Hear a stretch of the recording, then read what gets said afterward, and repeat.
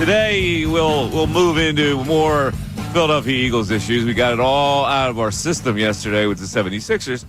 On a day when we're actually giving away what could be a really good prize that involves the 76ers. Today is General Knowledge Wednesday, and so as we talk about the issues, we love to correspond with our listeners and viewers on our YouTube chat board and our text board about the state of the Philadelphia Eagles, because we had the coach speak, and we had the general manager speak, and I thought that what Howie Roseman said was most interesting about how he's planning to rebuild this team. And Bill and Ray, who's back with us after a long road trip, he said that he wants the fans to have a little patience, that that the fans usually want everything at once, that's not the way you rebuild. And even when you go through the draft and free agency period, there's still trading situations that could make the Eagles look differently later down the road.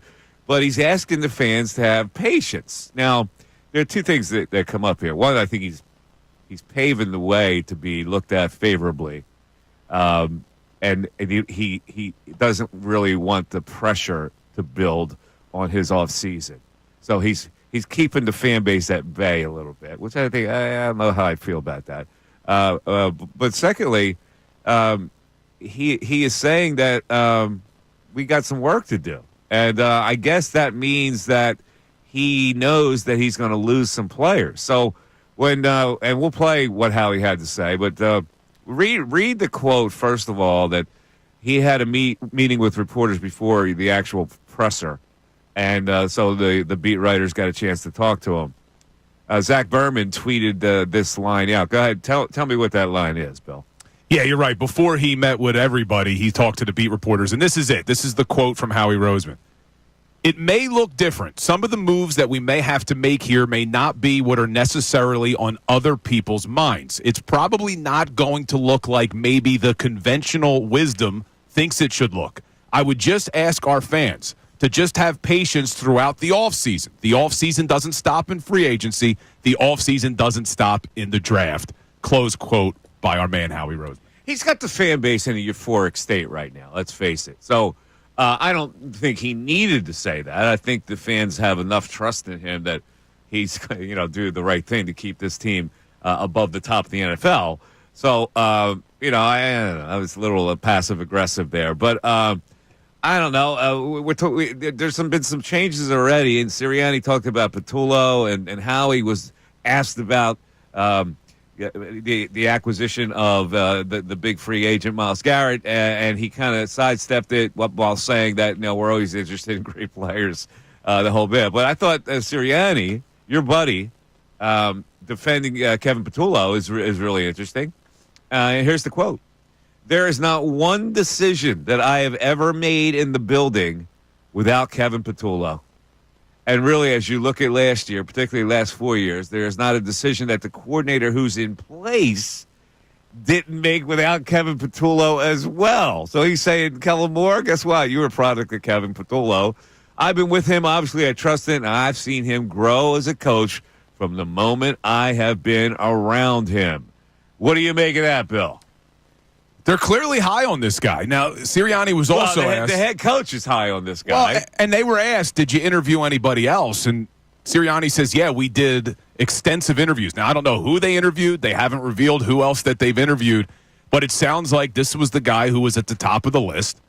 And I'm assuming they were all on board, because Sirianni also went on to talk about how this was important for continuity. And he mentions Jalen Hurts specifically. This was important for Jalen Hurts. And then he goes through some of the other players in the offensive line and all that.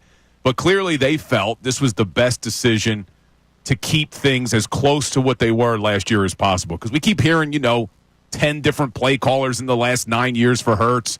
Maybe this was a way where you have a little bit of continuity. His best season ever, Jalen Hurts' best season, he had Shane Steichen both years. So I know this isn't the same guy as Kellen Moore, but maybe you get that similar feel, and it could help him out. In general, I am clearly more cynical than you when it comes to yes, you are the football team. So I will say this. I believe, and I said it from the start, and I still believe it, that the organization threw Nick Sirianni a bone, that this was his choice from the jump, and they said, why not? Why the hell not? The guy just won a Super Bowl. Why the hell not? I don't think that this would have been the choice of Howie Roseman and Jeffrey Lurie if everything was even. But I think that Sirianni got some points, and they allowed him to make this kind of a move. Because he has done nothing but trumpet this guy and say how wonderful he is and say how they're tied at the hip. And there is no way at that point, after a guy that won the Super Bowl is saying that about this assistant coach, that they were going to say, nah, we know better. But when they go home at night, they call each other and go, we know better, but we got to give him this one. Yeah, the only thing I disagree with you on is when you say we know better, just because when you go to the Super Bowl, you're so behind in the process. And Roseman talked a little bit about that, how things just are sped up a little bit because the Combine is here now. I mean, they're down in Indianapolis already, so I don't know what better options there would have been out there. We've talked about this before, where you can block lateral moves, so they weren't going to be able to necessarily go and get an offensive coordinator from another team. So you would have been trying to find a quarterback's coach, and I just think they looked at it and said, this guy's better than any risk we would take on somebody else. But see, the more concerning thing with the Roseman comments that we started with is what I think Roseman's doing is he's preparing the fan base that it's going to be more like the offseason you saw after they went to the Super Bowl 2 years ago than what you saw last year. Because last year, on day one, Mike, they signed Saquon, they signed Bryce Huff, they signed Zach Bond, they signed Chauncey Gardner-Johnson the day after free agency kicked off. They signed Devin White, even though it didn't work out. But you go back to 2 years ago, they really didn't sign anybody. What happened was they lost T.J. Edwards. They lost Kazir White. They lost Marcus Epps. They lost C.J. Gardner-Johnson. Yeah. So I think he's preparing the fan bases. It's not going to look like last year, but be patient with us. Because in Roseman's defense, they didn't sign Mekhi Becton until after the draft. When they got Chauncey Gardner-Johnson the first time around a few years ago, they didn't sign him until August. When they got James Bradbury when he had that all-pro season, they didn't sign him until June. So I understand what Roseman's saying. Hey, don't expect us to spend big right away, but be patient. And Roseman's right. Some of his best moves have come way after free agency kicks off. Yeah, but I do believe he's prepping the fan base that they're going to lose some important people. But hang in there with me. In other words, stay off me. Like, I'll be okay. We'll be okay, but because if they weren't going to lose significant people, I don't think he would have said anything like that. Well, I think it's a guarantee when we let's look at the major free agents of Mekhi Becton offensively, and then you got Bond, Milton Williams, Josh Sweat, Zach Bond. So those four guys, right? Those are the four big ones. Sweat, Williams, Bond, Mekhi Becton. There's no way they're keeping all four, right? I mean, so I think we all agree they can't keep all four. Can they keep two of them? Maybe. Can they keep three? I think that would be a stretch. That would be an ideal situation if you could keep Bond, Williams, and Becton, in my opinion.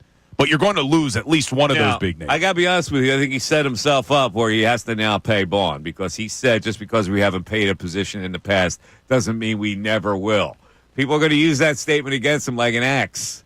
Yes. Oh, really? Okay. If Bond flies the coop, just because we haven't paid a position in the past doesn't mean we never will. Well, how come you didn't do that this time? Yeah, I am more, as the time goes by, I am more and more convinced that Zach Bond will definitely be here. Like, okay. I can't see them letting him walk. All right, I'm just saying, when you make a statement like that, you better sign him. All right, it is General Knowledge Wednesday today. Ray is back with us. Hey, Ray! Hey, I'm here. Did you win last week? Did you win? I can't remember. Yes. You did win? Yeah. Yeah. Yeah, remember we did a 2-dayer and we really I jumped out to the early lead. You tried to give Bill a couple questions because the audience really was struggling. And that's right. Yeah. All right, well, anyway, this is a very, very user-friendly General Knowledge today. And the prize is... Great prize. Listen, if you could forget about how we went off on the Sixers yesterday, which you probably can't because you're probably feeling the same way, they still have some interesting games where you can see the opponent. A good opponent is worth going down. No doubt about it. And this is a great Warriors, a hot Warrior team now with Jimmy Butler back in the house and the great Steph. I just finished that 4-part series, the gold medal thing that very well Netflix did. And Steph Curry comes out really excellent in it. And so the legend of Steph Curry will be here on March the 1st. So the prize today is 2 tickets to that game. It's a Saturday night, if I'm not mistaken. Saturday, and I'm looking on the websites right now.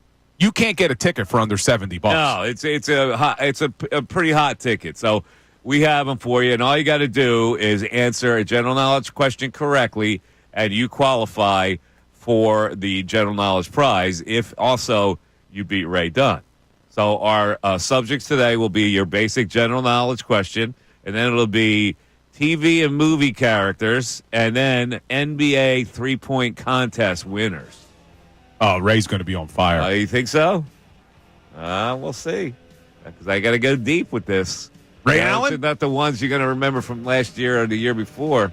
I got to go deep.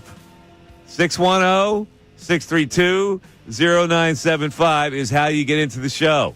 It is the Mike Missanelli Show. It is 97.5 The Fanatic, and we're back after this. Hey everybody, it's Bill Colarulo. Thanks for watching. We appreciate it. Make sure you like and subscribe to our channel so you can engage during the show, and you're not going to want to miss all the content that we post. It's not only the live videos, it's videos after the fact. It's our shorts. It's all the content you want as a Philadelphia sports fan. Looking forward to connecting.